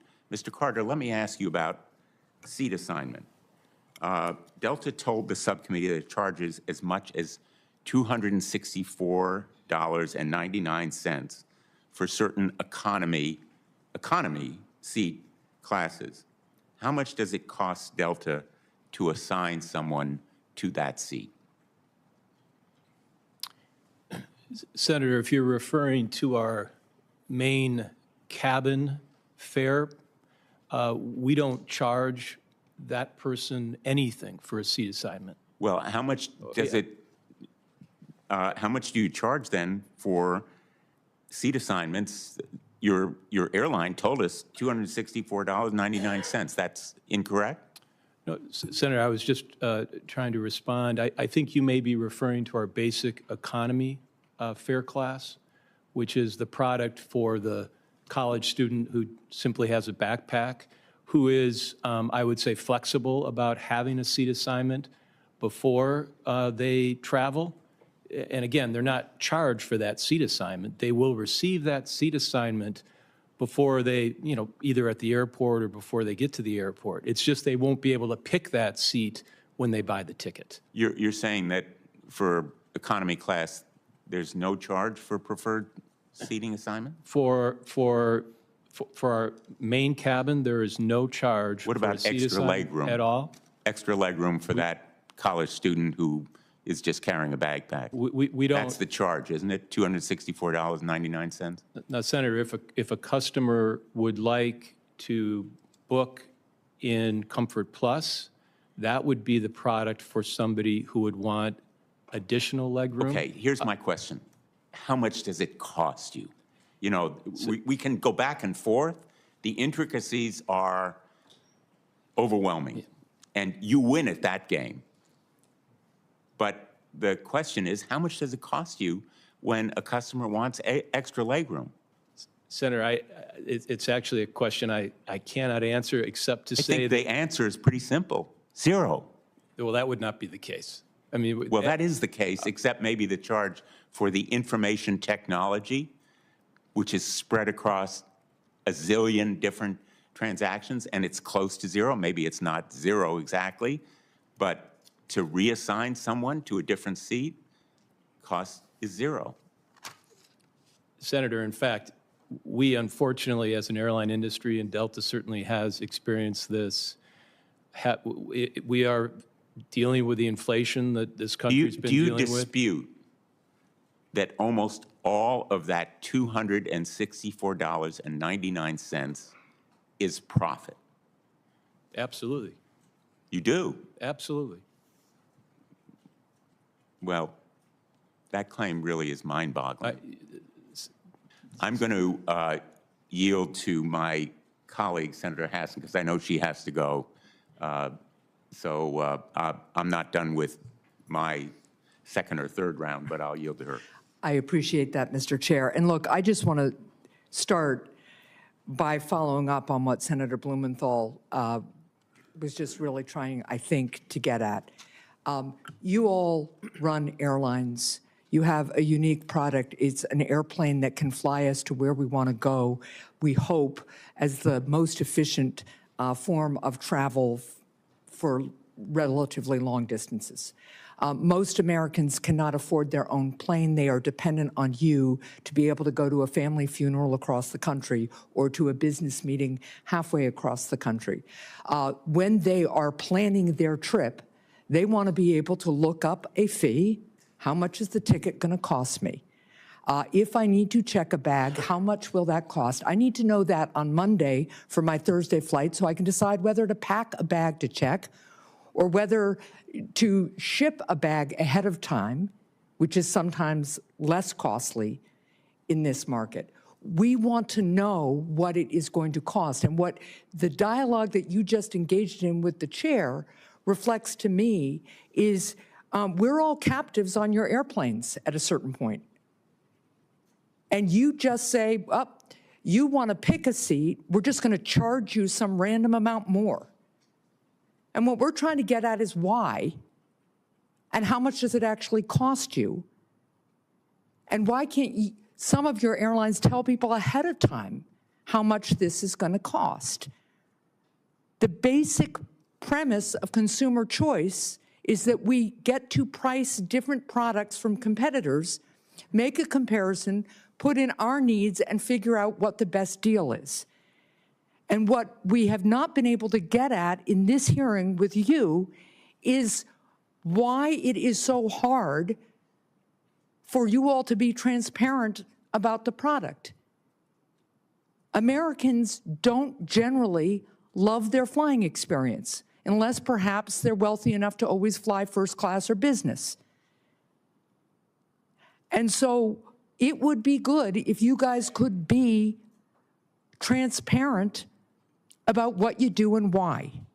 Now, Mr. Schroeder and Mr. Klein, the reason I decided to ask a second round of questions was because when I asked you both why there was you required people to input personal information before they could get some of the pricing for your products, you both assured me very quickly with a nod of the head or with a verbal answer that you didn't use the personal information for pricing purposes. But then when Senator Hawley asked you a little bit more in depth about that, you both equivocated or essentially said you did. So I would like to understand, Mr. Schroeder, I think it's seating that you said you still have to enter the information. Why do people have to put in personal information before they can get a price on your seating? So that I had stated before, first of all, we do not use personally identifiable information to price at all. Well, then why are you requiring people to put it in before they can get a price? This is something that was built in 2014. I was not here for it. However, we look at the ways that we can best set up for customer experience and have a great customer experience. And that starts from the moment people are thinking about travel to the time that they're booking on our website, to the time that they're flying and beyond. And so we continuously review what the best opportunity is. So are you going to give a different experience to Maggie Hassan, who's 66 years old from Newfields, New Hampshire, than you are from Josh Hawley, who's younger and from Missouri? I mean, what's the deal here? I go on airplanes all the time. You telling me that you're personalizing my experience because of that personal information I gave you? No, what I was trying to say, and I apologize if it didn't come across this way, I was trying to say that we care about customer experience, and so we review that. This is something that the website hadn't been updated since 2014 around this particular placement All right, on it. so, but can you commit to me today that your airline will stop requiring people to input personal information before they can get a price? You can ask them all you want, and you can make it optional, or you can give them an incentive for providing their personal information to you. They might get a little bit back for that. But will you commit to ending the practice of requiring people to enter their personal information before they can even understand how much the flight is going to cost them?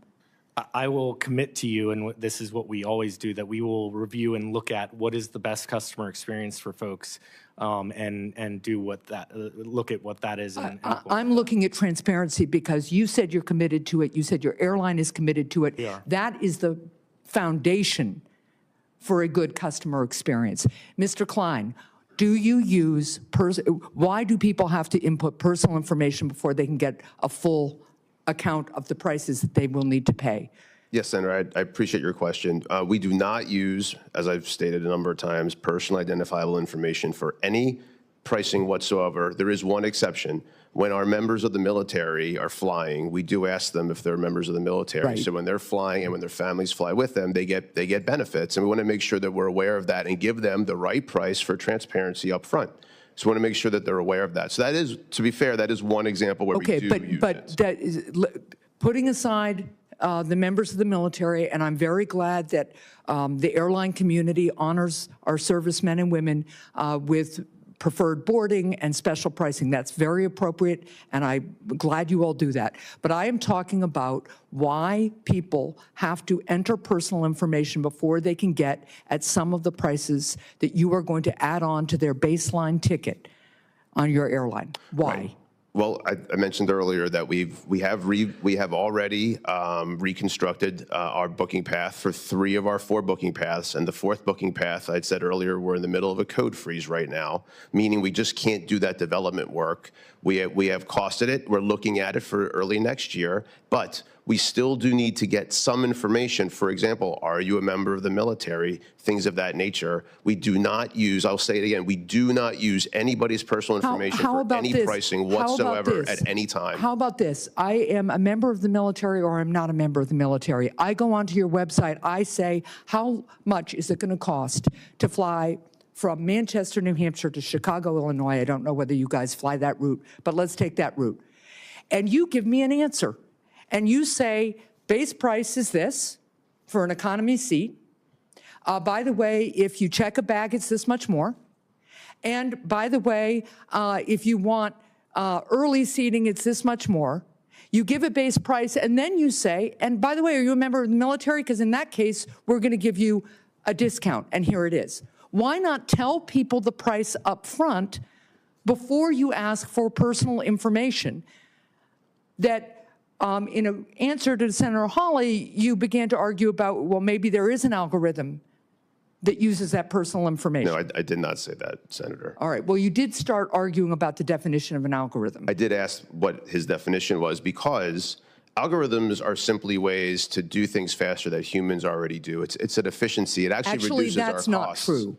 But let's get back to my question. Why not just tell people what the price is up front, and then give them an incentive to share the information with you if there's a value to you of that information? Why not do that? So the public benefits from the way that we've unbundled prices over time. And to your point, there then is additional charges if a customer wants those charges. So I must state, first of all, that the unbundling model has benefited the public. I get your unbundled model. The question is whether people should be able to understand what the cost of each separately identified price is before they give you personal information that should not impact whether they're going to be charged $15 or $100 for a carry-on. And somebody can see their bag price straight away. I think you're referencing here pre-reserved seats, because bag prices you can see straight away. It's right on the website. You can actually search to see what your bag prices are before you even search for your flight, if you wish to do that. Okay, so I'm going to ask you for the same commitment that I asked Mr. Schroeder from, which is to commit to making sure that all of the prices that you charge, unbundled prices, can be identified on your website by a consumer before they enter any personal information. Senator, I can say that we will, like I've just said previously, we are reviewing all of our booking paths. We've changed 3 out of the 4. The fourth one is under review, which is the one that you're referencing. I cannot commit to that today for one reason, is because I don't know if there's other kinds of reasons. We have a lot of regulation that we have to look out for, and I don't know if we're collecting information for other kinds of reasons before we get to that answer. I just can't commit to that today. Well, thank you, and thank you, Mr. Chair, for your indulgence. I am considerably over my time. Let me just suggest to all of you that it would have been nice if you had done more homework before you came here. You knew what this hearing was about. You have been engaged with this committee on this investigation, and to hear some of your answers, it's really troubling to me that you don't have this kind of specific information that we would expect you to have. Thank you. Thanks, Senator Hassan. I would agree about the homework, but I'm even more focused on the information that you failed to provide during the course of our year-long investigation and the refusal to be more forthcoming about, for example, the cost of transporting checked bags. I just want to make clear on the line of questioning that Senator Hassan was just pursuing, she was focusing on Spirit and Frontier, but the fact is American told us that they require name, gender, date of birth, state and country of residence, email address, and phone number before any consumer can see seat fee prices. That's correct, isn't it, Mr. Johnson? That's correct, Senator. And United requires name, gender, and date of birth, correct, Mr. Nocella? That's what United told us. I believe that's correct. Spirit, according to what we were told, requires name, gender, date of birth, street address, state and country of residence, zip code, email address, and phone number.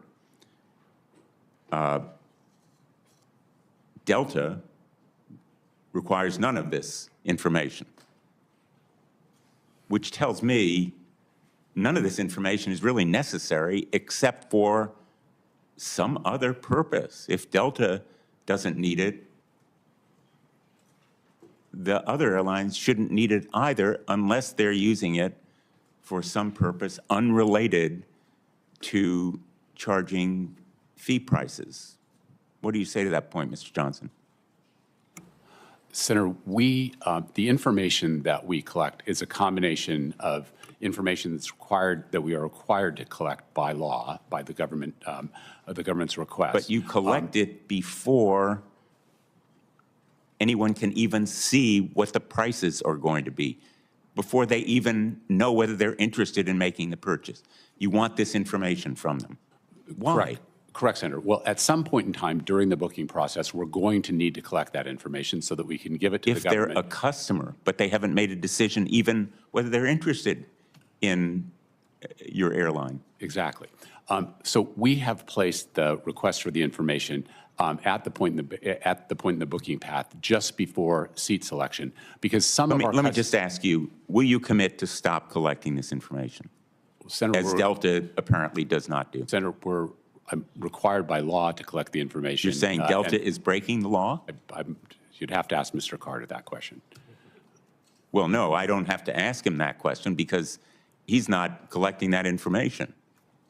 Okay, Well, Senator, Mr. Carter, are you breaking the law by not requiring this information? Senator, of course not. Mr. Nocella, will you commit to stop collecting this information? Just like my colleague on the far side, I do think the information is required to complete the booking process. You say you're required by law to collect it. I'm not saying it's required to complete the booking process.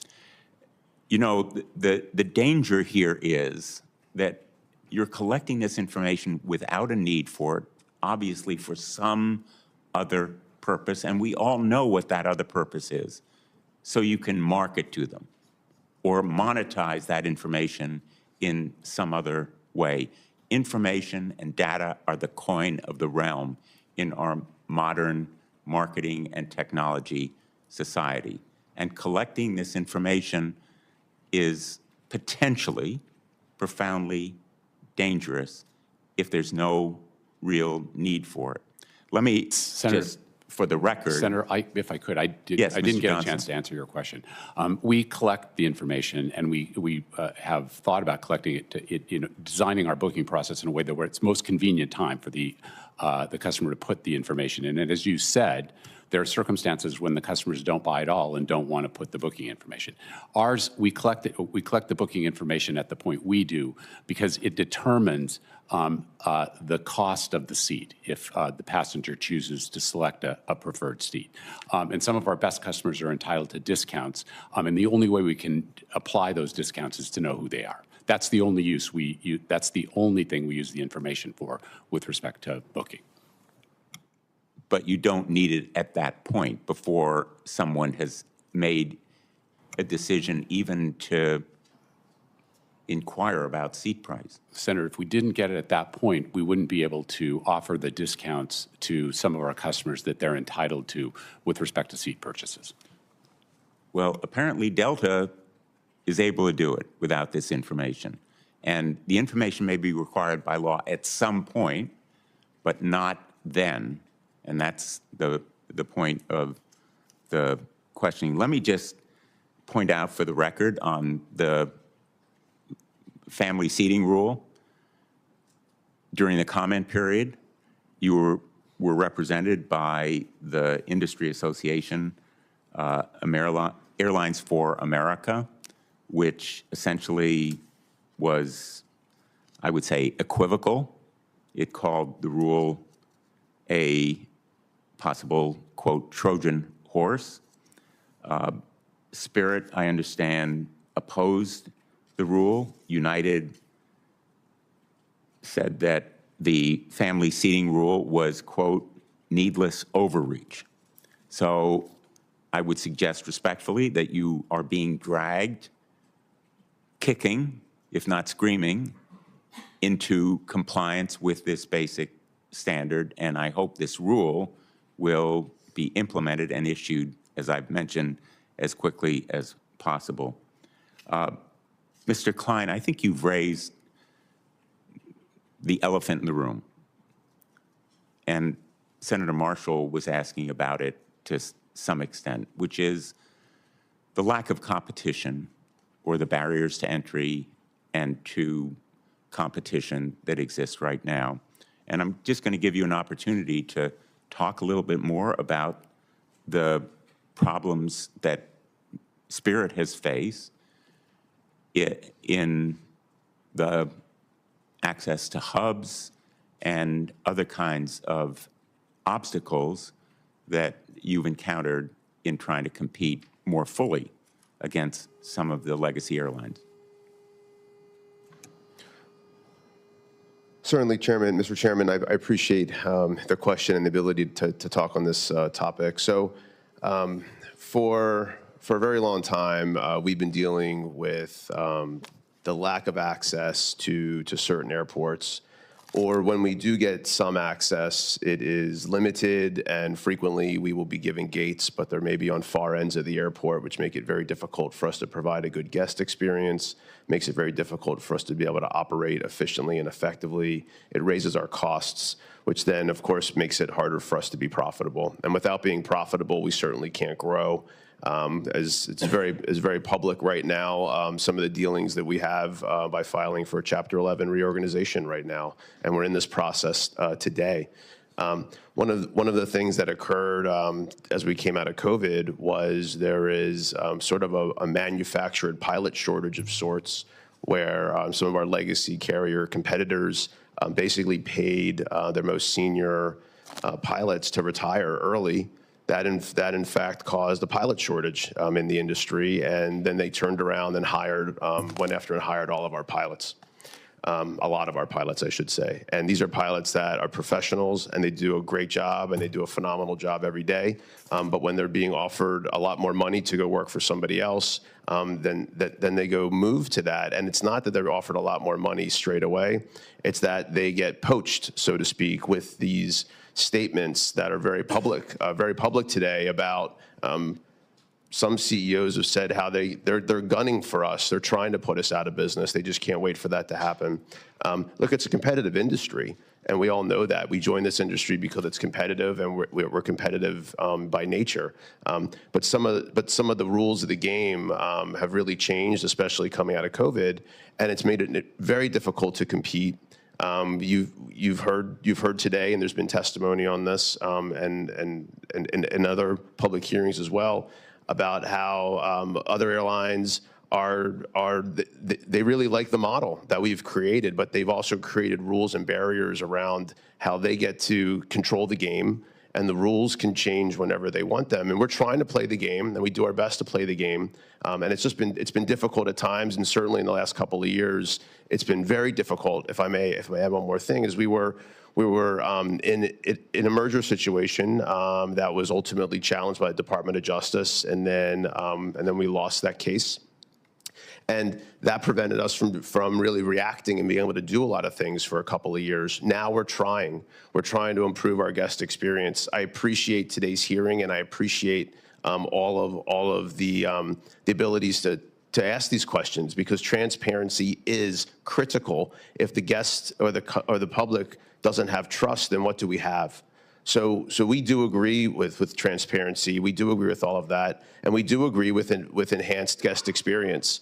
Everything in this industry is about supply and demand. It's a very powerful driver of price. It is, in fact, the most powerful driver of price is supply and demand. If our supply is reduced or lessened, then prices go up, and that's the last thing that we want to see for the American public. We believe that having a vibrant, healthy, fair system is the best way to move forward, and that includes access to slots as well at very important airports.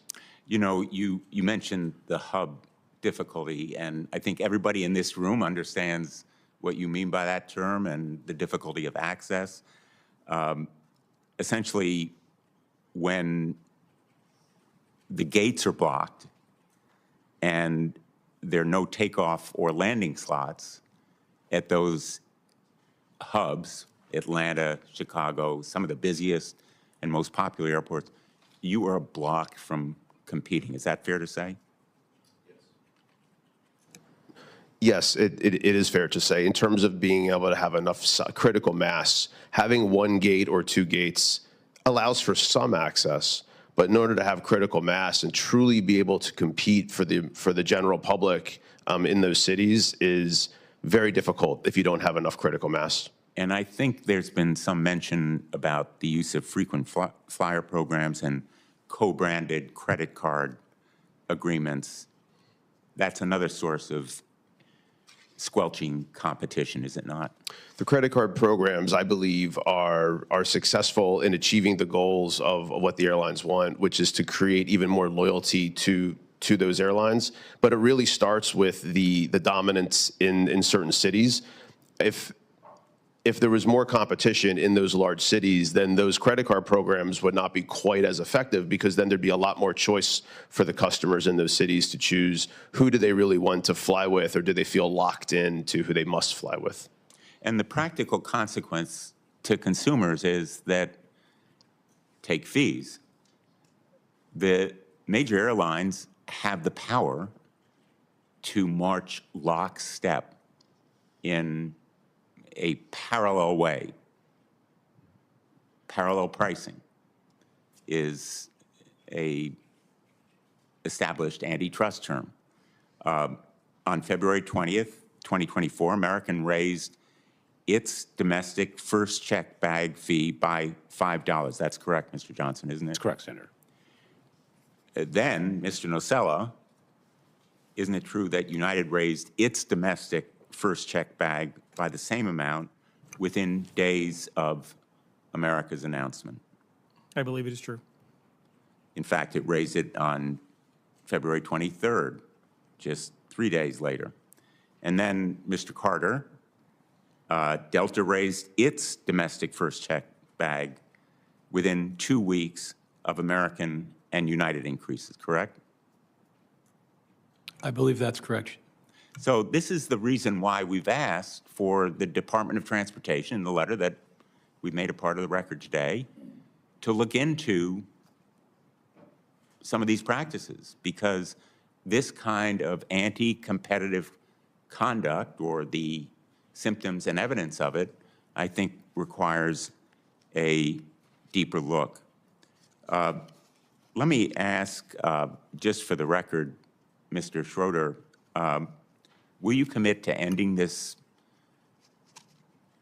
bag bounty program, or I'll call it in your terms an incentive payment program? Will you commit to ending it? Again, I wouldn't characterize it as a bounty program. It's not something I'm able to commit to. Again, we review all opportunities to make the customer experience better. We're in the business of attracting our customers back, as somebody who has a background in marketing and has gone through that, it's a lot cheaper to keep the customer you have than go get new ones. And so this is about creating a fair and equitable scenario for all of our customers. We will continue to review what's the best way to do that. But right now, Well, that's what we the have. most important part of your answer just now is no. You won't commit to ending it. And the reason I'm asking is that, you know, there is a history here, which is that the practices and tactics that begin with Frontier or Spirit are then mimicked by the legacy airlines.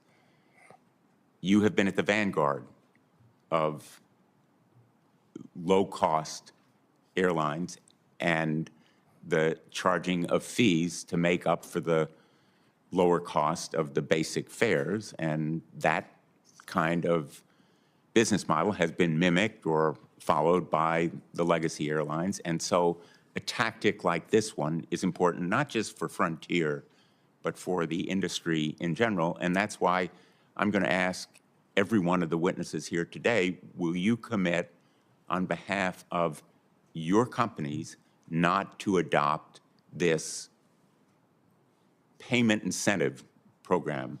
We'll use your terms. Mr. Johnson. Absolutely, Senator. Mr. Carter. Senator, it's not a business practice we would ever endorse. Mr. Nocella. We also agree it's also very inconsistent with our brand. We will not do it. Let me point out that we've been talking about the consolidation within the industry that has enabled 4 airlines. Southwest is not here today because they don't charge these fees, or they haven't until now. There's some talk about their beginning to charge seat assignment fees, but that's the reason they weren't included in the investigation. But those 4 airlines control 70% of the market. And that's the reason, or that's the result of airline consolidation beginning in 2008. Delta merged with Northwest. United merged with Continental. Southwest acquired Air Trans. American merged with U.S. Airways.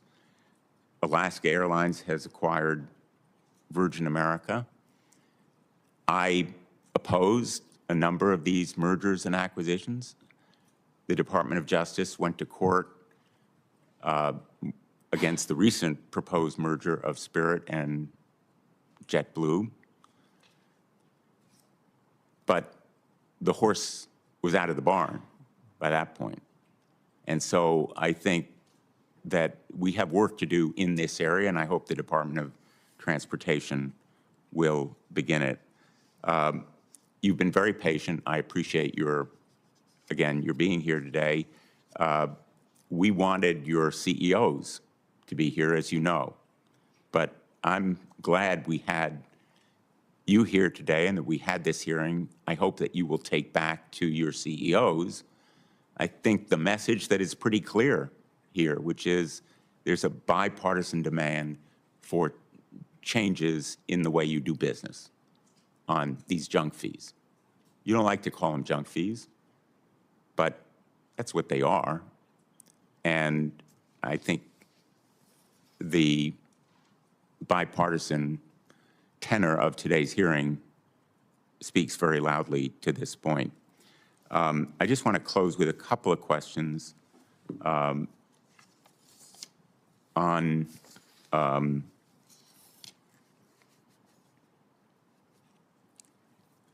what we've referred to generally as algorithms or artificial intelligence, which again is a trend in the industry, which I think poses some dangers, notwithstanding your reassurances, Mr. Klein. I want to ask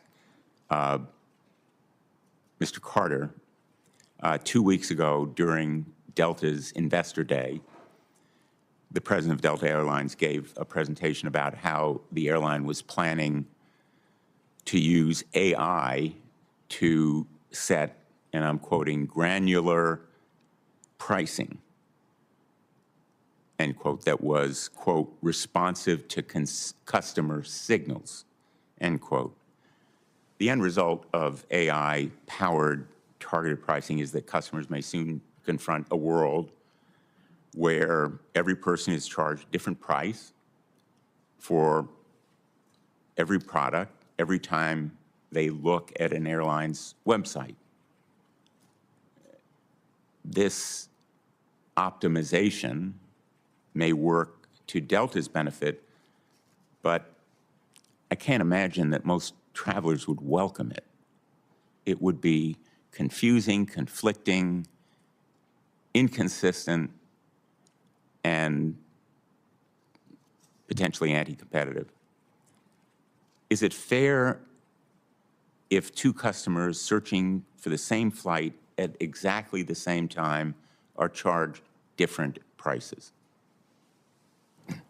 Senator, let me tell you that I was at Investor Day and recall the comment, and our use of AI is incredibly small. We are just trying to understand AI's application. As you know, AI is talked about every day, everywhere, all the time, and we thought it was incumbent upon us to at least try and test. And I would say it's a lab. It's very isolated. It's a tiny percentage. It's 1%. Well, it's tiny right now as we sit here at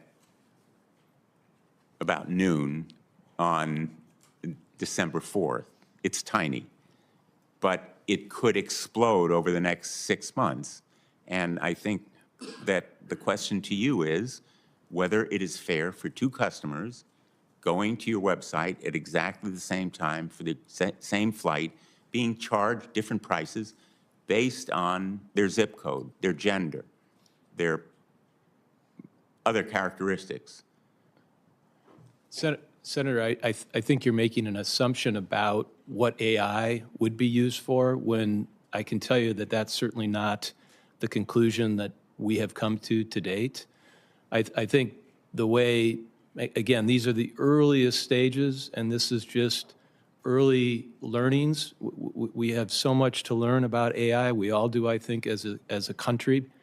But it's more about the right offer at the right time, as opposed to Well, a I'm thousand asking you the different offers question to 1,000 about different people. exactly the same time, and it may be an unfair question to Delta only because you're exceptional in not asking for that information before someone decides to buy a ticket from you. But I'm asking you the question, which I think is not just a hypothetical, it's very real, because that's the direction that the airlines are going, using AI to charge different fees and different fares, depending on the personal information they get from you before you even decide to buy that ticket. I would say to you, Senator, because of our commitment to our customers and our desire to be the airline of choice by our customers, and the desire to have loyalty from our customers, I can't conceive of, we all don't know how AI will be used, but I can't conceive of Delta using AI the way you've described. But I have to emphasize, we're just learning. We don't really know what we don't even know about AI today. Well, that's the frightening part of the direction that the airlines are going. Truly, the terrifying part from a consumer standpoint. I can assure you that our focus is efficiency, and I can assure you that to the extent Delta uses AI, it's in a responsible manner, Senator. Let me ask you, Mr. Johnson, during American's earnings call last month, American's CEO said that the airline will soon, quote, put an AI lens to everything we do. Everything we do, an AI lens. Now, as we know, in its worst form, AI could be used to determine which passengers are traveling for weddings, funerals, family emergencies. They have no choice but to take your airline, and they'll pay anything to be on that flight. Airlines could use these tools to exploit passengers' worst moments, or best, to pad their profits. Can you commit that American will never use AI to exploit passengers who are traveling for a family emergency or even a funeral? You will commit to it. Can you commit to never using this personal information to set different fares or fees for different passengers at the same time for the same flight? Senator, it's fascinating that you bring this up because it's such an important topic. It's pretty easy to immediately think about the issues with AI, the things that can go wrong, the things that won't be consumer friendly. But AI is potentially a fabulous computational and automation tool that can be used in many, many really extraordinary ways. For instance, our dabbling with AI in the early stages is focused on trying to run our operation better. We operate 6,000 flights using 1,700 aircraft, 365 days of the year. It's a really, really complicated exercise and very automated. AI, offers the opportunity for us to do that much better and in a way that's much better for our customers, particularly in terms of regular operations. I am going to just say, with all due respect, you're not answering the question. I know you don't really have the authority, and maybe none of us has the knowledge right now to answer this question. But the fact that I'm assuming none of you can answer this question, I invite others to say that your airlines will never use AI to charge different fees or fares to people at the same time for the same flight. Any of you want to commit? None of you. Is truly one reason that we need to continue the kind of oversight that we're seeing here today, because AI opens the potential for practices that may be deeply unfair in resulting in discrimination based on these factors that you now collect information on routinely. And I know, Mr. Klein, you may be dubious about the use of algorithms for this purpose. Algorithms can be defined in a lot of different ways. AI has been used for 10 years in various settings, and we're just discovering the vast potential for using it. But the setting of fees and fares by airlines, again, as a potential paradigm for other industries, is deeply disconcerting when AI becomes a factor in the use of personal information, gender, age, residence, and so forth. So I'm going to conclude this hearing. I want to thank you again for being here. I don't need to repeat the messages that are contained in our report, and I think were pretty dramatically and graphically restated here today. But I just don't think it can be business as usual for the airlines if you want to retain customer trust and credibility. So thank you for being here. With that, this hearing is adjourned. We'll keep the record open for 2 weeks in the event that any of you want to supplement your answers or any of my colleagues want to ask additional questions for the record. Thank you so much. Hearing's adjourned.